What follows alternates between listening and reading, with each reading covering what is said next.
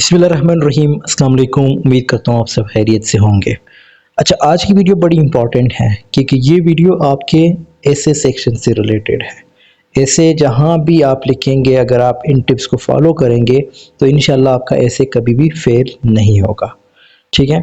سو اس video میں as you know کہ اسلام آباد پولیس میں جابز اناؤنس ہو چکی ہیں۔ ودن 15 ڈیز آپ نے اپلائی کرنا ہوتا ہے۔ جنہوں نے اپلائی نہیں کیا وہ ضرور اپلائی کرے۔ اب آپ کا یہ سوال ہوگا کہ کون کون اپلائی کر سکتا ہے؟ چاہے میٹرک والے ہو، F S C, B S, M پل، پی ایچ ڈی، سب اپلائی کر سکتے ہیں، ٹھیک ہے۔ اور ان پیپرز میں ایک خوبی یہ ہے کہ یہ پیپر صرف ایم سی کیوز بیس نہیں ہوتا، اس میں آپ نے سبجیکٹیو بھی لکھنا ہوتا ہے۔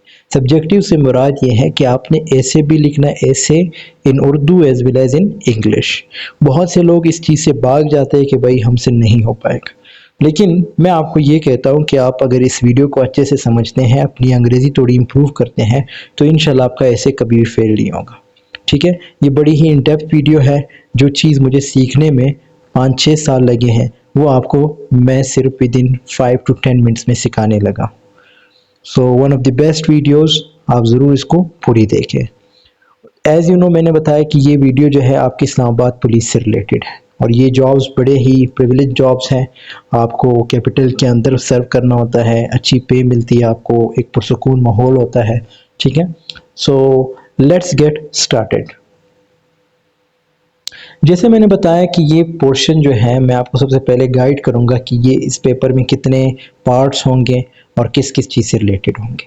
تو سب سے پہلا پارٹ ہے، اٹ مینز یہ جو پیپر ہے یہ 100 مارکس کا ہے، ٹھیک ہے۔ 120 منٹس آپ کو دیے جاتے ہیں، اور یہ ڈسکرپٹیو سیکشن جو ہے 2 چیزوں پہ ڈیوائیڈڈ ہے۔ ایک انگلش ایسے رائٹنگ ہے اور ایک اردو ایسے رائٹنگ ہے۔ جو انگلش ایسے رائٹنگ ہے اس کے 40 مارکس ہے، جو اردو ایسے رائٹنگ ہے اس کے 20 مارکس ہیں۔ تو کتنے نمبر بن گئے؟ یہ 60 مارکس بن گئے، ٹھیک ہے۔ اس کے بعد 40 مارکس جو ہے آپ کے ایم سی کیوز بیس ہوتے ہیں، جس میں آپ نے انگلش گرامر پہ فوکس کرنا ہے، general knowledge, Pakistan studies, Islamic studies, math اور آئی ٹی بیسکس، ٹھیک ہے۔ انگلش کے لیے آپ مجھ سے بھی کانٹیکٹ کر سکتے ہیں، بلکہ یہ جتنا بھی پیپر ہے اگر آپ نے واقعی تیاری کرنی ہے ود ان 1 month، سیریس ہیں اپنے ساتھ، جاب حاصل کرنی ہے تو آپ کانٹیکٹ کر سکتے ہیں، انشاءاللہ میں آپ کو تیاری کروا دوں گا، ٹھیک ہے۔ ساتھ میں ایسے وغیرہ اردو ایسے یا انگلش ایسے، کیونکہ یہ اس چیز کے یقین مانے لوگ اچھے خاصے پیمنٹ لیتے ہیں۔ سو میں آپ کو بہت ہی ایک اسمال اماؤنٹ میں آپ کی تیاری کروا لوں گا، ٹھیک ہے۔ اب آتے ہیں جو ہمارا آج کا ٹاپک ہے، وہ یہ ہے کہ 3 سٹیپس میں ہم ایسے کے آرکیٹیکچر کو کیسے بناتے ہیں یا ایسے کو کیسے لکھنا ہے۔ تو سب سے پہلا سٹیپ ہے ہمارے پاس، وہ ہے introduction. Must hook the reader and end with a clear thesis statement, your core stance۔ دیکھو، ایسے رائٹنگ میں سب سے پہلا جو ہوتا ہے وہ ہے انٹروڈکشن ہوتا ہے، جس کو ہم ہک بھی کہتے ہیں۔ اب ہک سے مراد کیا آپ کے مائنڈ میں کہ سر ہک کا کیا مطلب ہے؟ ہک جو ہے یہ آپ کے انٹروڈکشن کا سب سے پہلا سینٹنس ہوتا ہے، ٹھیک ہے۔ It's primary purpose is to گریب the readers اور ایگزامینرز۔ اس کا مقصد کیا ہوتا ہے؟ جو پہلا سینٹنس ہوتا ہے اس سے آپ ایگزامینر کو اپنی طرف اٹریکٹ کرتے ہیں، ٹھیک ہے، یا جو ریڈر ہوتا ہے اس کو آپ اپنی طرف اٹریکٹ کرتے ہیں، and make them want to read further, اور اس کو آپ اس لیے اٹریکٹ کرتے ہیں کہ بھائی جو میں نے لکھا ہے آپ اس کو مزید بھی پڑھیں۔ اگر آپ کا پہلا سینٹنس ہی اٹریکٹیو نہ ہو تو آپ کبھی بھی ایگزامینر کو یا ریڈر کو اٹریکٹ نہیں کر سکتے۔ اس کی میں آپ کو ایک ایگزامپل دیتا ہوں۔ جیسے میں کہتا ہوں کہ studies show that modern community oriented policing can reduce urban crime rates by up to 30% without increasing arrests۔ اب میں نے یہ ایک ہک سینٹنس دیا ہے، ٹھیک ہے، جس میں بتا رہا ہوں کہ بھائی جو کمیونٹی ہے وہ بھی اگر اپنا رول پلے کرتی ہے تو 30% جو ہے جو کیسز ہوتے ہیں، یعنی جو لوگوں کو اریسٹ کیا جاتا ہے، وہ اس پہ ایک لگام لگ سکتا ہے، اس کو روک سکتے ہیں ہم، ٹھیک ہے۔ یعنی اگر کمیونٹی بن جائیں اور لوگوں کو گائیڈ کرے کہ بھائی یہ چیز غلط ہے، یہ چیز صحیح ہے، مطلب ود ان سوسائٹی کی بات کر رہا ہوں، تو یہ ایک اسٹڈی ہے جو کہ میں نے پہلے ہی سینٹنس میں ایز اے ہک سینٹنس کے طور پہ یوز کر رہا ہوں۔ اب یہ جو میں نے 30% یوز کیا، پھر اس کے بعد میں نے کیا کیا، میں نے کہا کہ بھائی کمیونٹی اورینٹڈ پولیسنگ کی بات کر رہا ہوں، جو کہ نیا ورڈ ہے، جو کہ ایگزامینر کو تو پتہ ہوگا لیکن اس کو لگے گا کہ یار یہ لڑکا پڑھ کے آئی ہے، لڑکی پڑھ کے آئی ہے، تبھی یہ مجھے اس طرح بتا رہی ہے، ٹھیک ہے. تو اس کے بعد یہ تو ایک ہک سینٹنس کی میں جو آپ کو انٹروڈکشن دے رہا ہوں اس کی بات کر رہا ہوں. انٹروڈکشن میں آپ کا ایک ہک سینٹنس ضرور ہونا چاہیے. ہک سینٹنس سے مراد ہے جو بالکل پہلا سینٹنس ہو، جس سے آپ ریڈر کو اپنی طرف اٹریکٹ کر سکے، ایگزامینر کو اپنی طرف اٹریکٹ کر سکے. دوسرا پوائنٹ ہے ہمارے پاس body paragraph. must focus on a single main idea per paragraph backed by logical argument or facts. بڑا ہی امپورٹنٹ ہے. دیکھو اگر آپ کی باڈی پیراگراف صحیح نہیں ہے، اگر آپ 1000 بار جو ہک سینٹنس ہے وہ صحیح لکھے لیکن باڈی میں آپ کچھ اور لکھ رہے ہیں تو آپ کبھی بھی کامیاب نہیں ہو سکتے. اب باڈی کو کیسے لکھنا ہے؟ Only one idea. اگر آپ نے ہک میں پازیٹیوٹی شو کی ہے، پازیٹیو سینٹنس لکھا ہے یا انٹروڈکشن میں پازیٹیوٹی شو کی ہے، تو نیچے باڈی پیراگراف بھی پازیٹیو ہونی چاہیے، ٹھیک ہے. H paragraph must talk about only one main point. One main point سے مراد کیا ہے کہ جو آپ نے ہک میں ایک مین پوائنٹ ڈسکس کیا تھا تو جو نیچے ہے وہ بھی اسی چیز کو فالو کرے. If you start talking about a new point you must start a new paragraph. اگر آپ نئے پیراگراف نئے چیز کی بات سٹارٹ کرتے ہیں، ٹھیک ہے، مطلب آپ نے جیسے میں نے کمیونٹی سسٹم یا کمیونٹی پولیسنگ کی بات کی، ٹھیک ہے، تو پھر آپ کا نیچے بھی اسی طرح پازیٹیوٹی شو کرنا ہے کہ بھائی کمیونٹی جب بنے گی تو یہ ہوگا فلاں فلاں اس طرح، ٹھیک ہے. لیکن اگر آپ کہتے ہیں کہ نہیں یار اب مجھے کمیونٹی سے تھوڑا ہٹ کے بات کرنی چاہیے تو پھر آپ نیا پیراگراف سٹارٹ کریں اس پیراگراف کو فل سٹاپ کر کے، ٹھیک ہے. اسی پیراگراف میں نیا پیراگراف ایڈ کرنے کی ضرورت نہیں. اگر ایسا کریں گے تو کبھی بھی کامیاب نہیں ہوں گے. میں آپ کو بڑی امپورٹنٹ چیز ابھی پھر سے بتانے لگا ہوں. جب بھی آپ پیراگراف رائٹنگ کرتے ہیں، مطلب بہت سارے پیراگراف سے ایک ایسے بن جاتا ہے، ٹھیک ہے. تو پیراگراف رائٹنگ سب سے پہلے پیراگراف رائٹنگ سیکھ لو یار. اگر تم لوگوں نے یہ چیزیں نہیں سیکھی تو میں بس کیا کہہ سکتا ہوں آپ کو میں بار بار ریپیٹ کر رہا ہوں کہ آپ مجھے جوائن کریں. یقین مانو جو فی میں آپ سے لوں گا اس میں کبھی بھی آپ کو کوئی بھی نہیں پڑھائے گا. اور یہ چیزیں لوگ اکیڈمی جا کے 20 30 ہزار 40 50 ہزار روپے دیتے ہیں کہ بھائی ہمیں یہ چیز سکھائی جائے. میں آپ کو ود ان شارٹ اماؤنٹ میں بہت کچھ سکھاؤں گا. یہ پیراگراف رائٹنگ سے ریلیٹڈ ایسے رائٹنگ کیسے کرنی ہے جو کہ فیلئر کا ایشو بنتا ہے ہمارے ہر ایگزام میں، ٹھیک ہے. خیر اب اپنے اس کی طرف آتے ہیں. جیسے میں آپ کو بتا رہا تھا کہ ون پیراگراف اٹ مینس اگر آپ کا ہک سینٹنس پازیٹیو ہے تو باڈی یعنی جو پیراگراف کی باڈی ہے وہ بھی پازیٹیو ہونی چاہیے، ٹھیک ہے.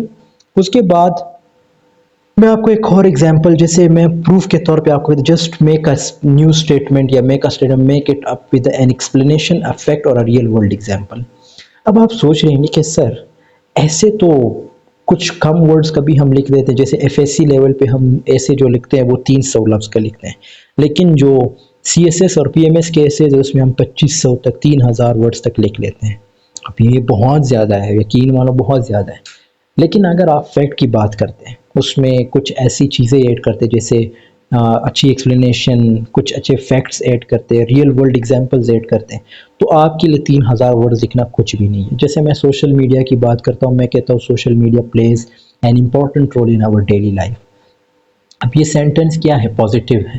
تو میری جو باڈی ہے پیراگراف کی وہ بھی پازیٹیو ہونی چاہیے. میرا جو کنکلوژن ہے، خیر کنکلوژن کی طرف میں بعد میں ہوں، وہ بھی پازیٹیو ہونا چاہیے، ٹھیک ہے. لیکن کہنے کا یہ مطلب ہے کہ اگر آپ نے اپنے پیراگراف کو لمبا کرنا ہے تو اس میں آپ ایگزامپلز ایڈ کر دے، اس میں آپ فیکٹس ایڈ کر دے، اس میں آپ ایکسپلینیشن اور مزید کر دے. لیکن بڑا امپورٹنٹ چیز ایک اور بتانے کا کہ وہ جو فیکٹس ایگزامپلز وہ سارے پازیٹیو ہونے چاہیے. اگر آپ کا ٹاپک سینٹنس پازیٹیو ہے تو نیچے بھی پازیٹیوٹی ہونی چاہیے. اور اس کے بعد آتے ہیں ہم at the end of the paragraph write a sentence that connects your point back to the main topic. یعنی جو conclusion ہے a brief summary of your main points with a forward looking definitive closing remark. conclusion کیسے کرنی ہے؟ conclusion بھی بڑا ایک metre کرتا ہے. میں نے آپ کو بار بار ریپیٹ کروں کہ اگر آپ کا ٹاپک سینٹنس پازیٹیو ہے تو آپ کی باڈی بھی پازیٹیو ہونی چاہیے، آپ کا کنکلوژن بھی پازیٹیو ہونا چاہیے. کنکلوژن میں think of it as the grand finale of your essay. It has a simple steps. کون سے steps ہے؟ Remind the reader of your main stance, but use fresh words instead of copying your introduction. دیکھو جو conclusion ہے اس میں آپ ضروری نہیں ہے کہ آپ ایگزیکٹ ورڈز لکھے جو آپ نے انٹروڈکشن پہ لکھے تھے. آپ سمپل انہی الفاظ کو لکھ سکتے ہیں لیکن اس کے متبادل اٹ مینس ایگزیکٹ وہی الفاظ نہیں لکھنے، تھوڑے بہت چینجز اس میں لانے۔ پھر اس کے بعد ایک کوئک سمری کے طور پہ، سمری سے کیا مراد ہے، آپ نے انٹروڈکشن اچھا خاصا لکھا ہوگا لیکن سمری جب آپ لکھتے تو صرف ود ان 5 لائنز میں آپ کور کرتے یا 4 لائنز میں، بڑے ایسیز کی بات کر رہا ہوں یہاں پہ سی ایس ایس بیسز کی، لیکن اگر آپ یہ اسلام آباد پولیس کی تو آپ 2 لائن میں جو ہے کنکلوژن دے دیں، ٹھیک ہے، تو یہ بھی کافی ہوتا ہے۔ اور final thought and and with a strong ہوپفل sentence for a police اور civil exam, this should look forward the future given a solution of showing how things will improve your ideas are followed، ٹھیک ہے، مطلب آپ suppose community policing کی بات کرتے ہیں تو بھائی پھر آپ کچھ ایسے ٹپس بھی ان کو دے دیں کہ بھائی یہ چیز اگر ہم کریں گے تو یہ چیزیں جو ہے معاشرے میں جو جرائم ہے، جو کرائم ہے وہ کم ہو جائے گا۔ تو یہ 3 سٹیپس جس نے بھی فالو کیے ہیں، جو بھی آپ کو میں نے مزید ایکسپلینیشن دیے، اب شاید آپ کو سمجھ آ گئی ہو یہ چیزوں کی کہ یار سر نے کیا بتایا، لیکن میں آپ کو بار بار ریپیٹ کر رہا ہوں، جب تک آپ اس کی پریکٹس نہیں کریں گے، اس کی ایویلویشن نہیں کرائیں گے، سر سے پوچھیں گے نہیں کہ سر میں نے مسٹیک کہاں پہ کی ہے، آپ تب تک ناکام ہی ہیں بھائی۔ جب تک آپ ایویلویشن کی طرف آئیں گے تو آپ ضرور کامیاب ہوں گے، ٹھیک ہے۔ اب کچھ اور رولز بھی ہیں جو کہ ہم کرتے ہیں۔ سب سے پہلا ہے linguistic rules for high scores. اگر آپ نے ہائی اسکور کرنا ہے تو کوہیرنس اور کوہیژن کا یوز کریں، ٹھیک ہے۔ اب کوہیرنس کیا ہے؟ Logical connection and clarity of ideas across the entire ایسے۔ کوہیژن کیا ہے؟ Smooth structural connection between sentences. میں آپ کو ایک ایگزامپل سے سمجھاتا ہوں تاکہ آپ کو سمجھ آ سکے۔ ایک بیسٹ ایگزامپل دینے لگا ہوں، اس کو سنیں پہلے۔ میں کہتا ہوں کہ اب اس ایگزامپل میں یہ کوہیزو تو ہے، یعنی کوہیژن ہے بٹ ناٹ کوہیرنس، اس میں کوہیرنس نہیں ہے، ٹھیک ہے۔ جیسے میں کہتا ہوں I have a test tomorrow however my favorite color is blue therefore dinosaurs are extinct۔ اب آپ کو لگ رہا ہے کہ یار اس میں کوئی آئیڈیا کی کمبینیشن ہے، پہلے میں ٹیسٹ کی بات کر رہا ہوں، دوسرے سینٹنس میں پھر میں فیوریٹ کلر کی بات کر رہا ہوں، تیسرے میں ڈائنوسورس کی بات کر رہا ہوں۔ اب اس کی میں تھوڑی ایکسپلینیشن دیتا ہوں۔ اٹ ہیز ایکسیلنٹ کوہیژن، اب اس کی کوہیژن ایکسیلنٹ ہے، کوہیژن یہ ہے، ٹھیک ہے۔ جو میں نے ابھی اوپر آپ کو 3 سینٹنسز بولے ہیں، اس کی کوہیژن بہترین ہے۔ بہترین کیوں ہے وہ بھی میں ریزن بتاتا ہوں۔ Because I have used linking words, میں نے لنکنگ ورڈس کا یوز کیا، جیسے however therefore، ٹھیک ہے، ان ورڈس کا یوز کیا۔ تو یہ کیا ہے ہمارے پاس؟ یہ ہمارے پاس ایکچولی میں کوہیژن ہے جس کو ہم ورڈس کے ساتھ لنک کرتے ہیں، یعنی لنکنگ ورڈس ہیں، بٹ اٹ ہیز زیرو کوہیرنس۔ لیکن ان سینٹینسز میں کوہیرنس نہیں ہے، اس کی وجہ میں نیچے آپ کو اور مزید ایکسپلین کر کے بتاؤں گا کہ کیسے۔ ایک اور ایگزامپل دیکھتے ہیں۔ اب اس سینٹینس میں کوہیرنس اور کوہیژن دونوں ہیں، جو ابھی میں آپ کو بولنے لگا۔ وہی سینٹینس جیسے میں کہتا ہوں I have a tough exam tomorrow therefore I will stay up tonight to study consequently I hope to score well۔ اب آپ کو ایک پیراگراف میں کوہیرنس اینڈ کوہیژن دونوں دیکھنے کو ملیں گے، اس کی وجہ بتاتا ہوں۔ سب سے پہلے اٹ ہیز کوہیژن، کیونکہ کوہیژن کیوں ہے؟ اس میں نے therefore consequently ان ورڈس کا یوز کیا ہے۔ اینڈ اٹ ہیز کوہیرنس، کوہیرنس کیوں ہے؟ Because the thoughts float logically from one to the next، ٹھیک ہے۔ مطلب جو میرے تھاٹس ہیں وہ ایک سے دوسری طرف موو کر رہے ہیں، مطلب پازیٹیوٹی ہے۔ میں ٹیسٹ کی بات کر رہا ہوں تو نیچے جو اگلے سینٹینسز وہ بھی ٹیسٹ سے ریلیٹڈ ہے۔ یہ نہیں کہ جو اوپر میں نے کہا تھا کہ ڈائنوسور جو ہے ایکسٹینٹ ہوں گے، میرا فیوریٹ کلر بلو ہے فلاں فلاں، تو اس میں آپ نے دیکھا کہ اس میں بھی بہت ساری چیزیں مسٹیکس تھی۔ لیکن اس سینٹینسز میں جیسے I have a tough exam tomorrow therefore I will stay up tonight to study consequently I hope to score well، ٹھیک ہے۔ تو یہ چیز آپ نے نوٹ کی ہوگی۔ اور اس کے بعد یوز ٹرانزیشنل مارکرز، ٹھیک ہے۔ ٹرانزیشنل ورڈز کا بھی آپ یوز کر سکتے ہیں، ٹرانزیشنل ورڈ بھی بالکل اسی طرح ہے جیسے میں نے آپ کو ابھی آپ کے کوہیرنس اور کوہیژن میں سمجھایا تھا، therefore consequently، یہ آپ کے ٹرانزیشنل ڈیوائسز میں ہی آتے ہیں، جس میں ٹو شو کنٹراسٹ جیسے however on the other hand فلاں فلاں، ٹھیک ہے۔ تو یہ ساری چیزیں بھی وہی ہیں، ان رولز کو آپ لوگوں نے یاد کرنا ہے۔ اچھا، اس کے بعد ہے builders that will feel you sorry, کون سی ایسی چیز blunders that will feel you, کون سی ایسی غلطی ہے جس سے آپ فیل ہوتے ہیں؟ سب سے پہلا ہے سبجیکٹ ورب ایگریمنٹ۔ آپ کو یہ نہیں پتہ کہ بھائی پریزنٹ انڈیفینٹ ٹینس میں یوز کر رہا ہوں، اس میں میں نے ایس ای ایس اور آئی یوز کرنا ہے، لیکن آپ اس کو یوز نہیں کر رہے۔ جیسے میں کہتا ہوں ہی پلیز کرکٹ، لیکن آپ اس کو کہتے ہیں کہ ہی پلے کرکٹ، تو یہ سینٹنس غلط ہے، اس میں سبجیکٹ ورب ایگری آپ نہیں کر رہے، ٹھیک ہے؟ تو یہ چیزیں میٹر کرتی ہے، یہ چیز آپ کی فیلئر کا ایشو بنتا ہے۔ اب یہ چیز اگین انگلش سے ریلیٹڈ ہے، سو وہی بات پھر آ جاتی ہے کہ اگر آپ نے کورسز جوائن کرنے ہیں تو وہ بھی میرے ہیں، اس کو آپ جوائن کر سکتے ہیں، ٹھیک ہے؟ اس کے بعد کھوما، جو کہ آپ لوگ عموماً غلط یوز کرتے ہیں، ٹھیک ہے؟ مطلب آپ کو یہ نہیں پتہ کہ کولن کہاں یوز کرنا ہے، سیمی کولن کہاں یوز کرنا ہے، فل سٹاپ کہاں یوز کرنا ہے، ایکسکلیمیشن مارک کہاں یوز کرنا ہے، کوسچن مارک کہاں یوز کرنا ہے۔ بس اپنے آپ سے لکھ رہے ہو، سمجھ آئے یا نہ آئے، بڑے خوش ہو رہے ہوتے ہو کہ بھئی میں نے پیراگراف لکھ لی، لیکن آپ کو یہ نہیں پتہ کہ جب آپ اس کی ایویلویشن کرواتے ہیں تو اس میں کتنا پرسنٹ آپ کا صحیح ہوتا ہے۔ سم ٹائمز آپ نے اتنا اچھا پیراگراف لکھا تھا لیکن پورا کا پورا جو ہے اس کو ایسے کٹ کیا جاتا ہے، ٹھیک ہے؟ اس کے بعد ہے ویک ووکیبلری، آپ ووکیبلری بڑی ویک یوز کر رہے ہوتے ہیں۔ جیسے میں نے یہاں پہ اگزامپل دی ہے، over using basic word like good bad big issue, مطلب وہی بار بار جیسے ہی از a good boy, he is a bad boy, یہی ورڈ یوز کر رہے تھے گڈ بیڈ۔ لیکن اگر آپ اس کو فکس کریں گے تو اس کی جگہ آپ کچھ اور ورڈز بھی یوز کر سکتے ہیں۔ مطلب آپ اپنے رائٹنگ کو دیکھیں گے کہ بھائی آپ کس لیول پہ لکھ رہے ہیں۔ آپ اسلام آباد پولیس کو جوائن کر رہے، ایس آئی بننے جا رہے، سب انسپیکٹر یا انسپیکٹر بننے جا رہے ہیں، تو آپ کو یہ نہیں پتہ کہ بھائی میں نے کس طرح پیراگراف لکھنی ہے۔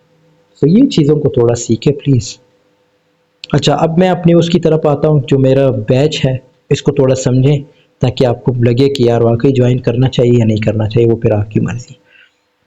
فرسٹ سٹیپ ہے کہ ڈیلی ٹارگیٹ لیکچرز ہوتے ہیں ہمارے، ٹھیک ہے؟ مطلب سپوز اگر آپ نے ایسے کا جوائن کرنا ہے تو ایسے آپ مجھ سے لے سکتے ہیں، وہ میں آپ کو بتاؤں گا کہ ایسے رائٹنگ کیسے کرنی ہے، ٹھیک ہے؟ اور یہ آپ کو لگ رہا ہو کہ یہ 2-3 دن کا کام ہے، یہ 2-3 دن کا کام نہیں ہے بیٹا، اس میں جو ہے آپ نے لکھنا ہوتا ہے، پھر مجھ سے چیک کروانا ہوتا ہے، میں نے آپ کو آپ کے مسٹیکس بتانے ہوتے ہیں، بہت بڑا پروسیس ہوتا ہے اگر واقعی سیکھنا ہے، کچھ کرنا ہے لائف میں، ورنہ صرف جا کے منہ دکھانا ہے ٹیسٹ میں، پیسے بھی ضائع کرنے، 2,000 روپے صرف اس کا چالان ہے، کون دے گا بھائی؟ غریب بندہ، ٹھیک ہے؟ تو اس کو ضائع نہیں کریں، اور جو آج آپ پیمنٹ کر رہے ہیں انشاءاللہ کل کو وہ آپ کو ضرور ریٹرن ہوگا۔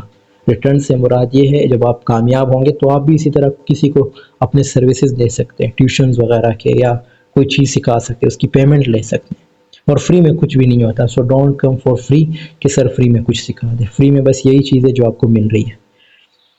اس کے بعد پرسنل اسکرپٹ سے مراد جو چیزیں آپ لکھیں گے اس کو میں ایویلویٹ کروں گا، اس کو میں آپ کو بتاؤں گا کہ بھائی اس میں یہ چیز مسٹیکس ہیں۔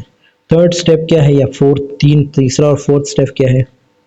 نوٹس وغیرہ جو میرے پاس پڑے ہیں، میں وعدہ تو نہیں کر رہا لیکن جو بھی میرے نوٹس پڑے ہوں گے وہ میں آپ کو ضرور شیئر کیا کروں گا، یا مجھے کہیں سے ملتے ہیں جو مجھے لگے، کیونکہ ابھی آپ جا کے سرچ کریں گے ہزاروں نوٹس آپ کو بھی مل جائیں گے، لیکن بھائی پڑھنا کون سا یہ بھی تو دیکھیں۔